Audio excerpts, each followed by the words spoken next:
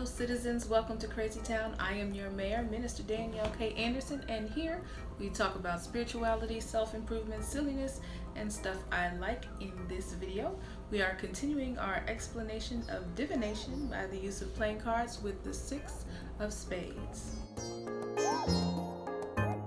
In this system, the Six of Spades is known as the Seer. This is a card of fate or destiny. On its own, it could be a cautionary card, meaning there's conflict on the horizon. But when being read with others, it's a sign of things to come. For instance, if the Six of Spades is followed by a face card, you should look forward to meeting someone new and influential to your life.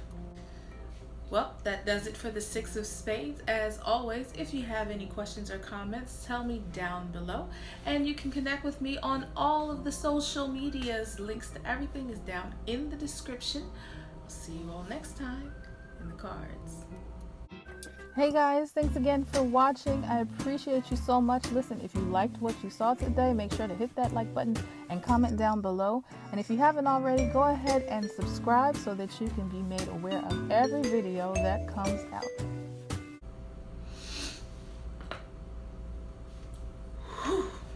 One take. Done.